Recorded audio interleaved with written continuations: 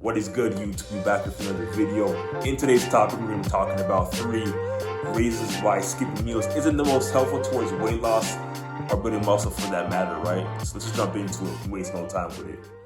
So we're talking about skipping meals, right? And the first thing about skipping meals is that there's a simple notion that skipping meals leads towards long-term sustainable weight loss. In many cases, isn't entirely true. In other cases, it can be true. But the reason why I simply say so is simply for you, the individual who is trying to lose weight, wanting to skip lunch, breakfast, or dinner.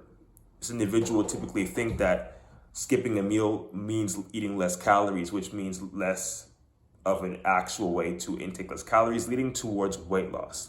And this couldn't be farther from the truth.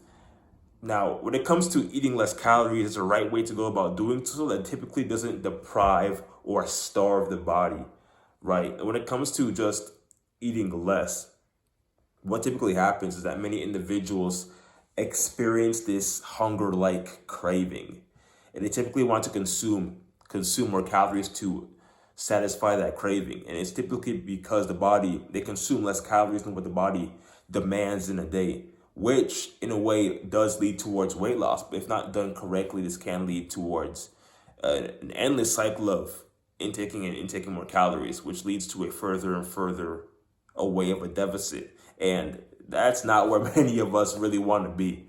So when it comes to prioritizing a calorie deficit, you want to typically start with a 5%, then to a 10% to see how the body reacts. Does the body react to the point where it's not too demanding of a calorie of consuming an additional amount of calories, or does it get to the point where it's much more restrictive and your body requires less? So it really depends on how the body is typically reactive to a 5 to 10% deficit and how you're willing to respond towards moving forward. Everything really starts with proper functioning. So it's really important to really just look at it from a wider perspective that, skipping meals isn't really necessary towards losing weight.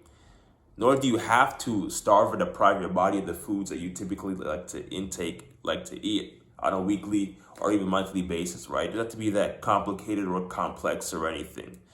And it brings me into the second point, which I was just talking about, and why actually just cutting back on one meal or 2 meals isn't really the best viable option. And it's simply because the body typically literally starves itself on a day-to-day point where you intake less calories. And once the body experiences this kind of baseline level where you're intaking less calories, your body's going to give you signals of craving, signals to eat more.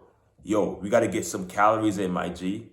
We starving over here because the body isn't usually used to eating literally below what is maintained towards maintaining your current body fat, to maintain your current body weight, not fat. Two different things entirely.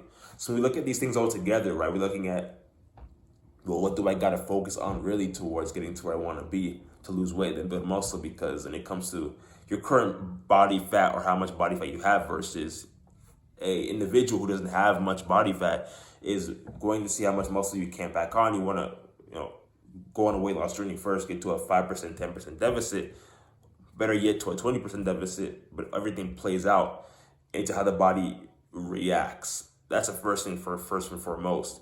Then once you get to a low body fat percentage, you cut back on all that fat. Then you want to go on a lean bulk and build muscle from there, see how your body reacts towards intaking more additional calories, i.e. a lean bulk, and you take it from there. Right? So it never really is important whatsoever to just go out there and skip meals for that or that matter.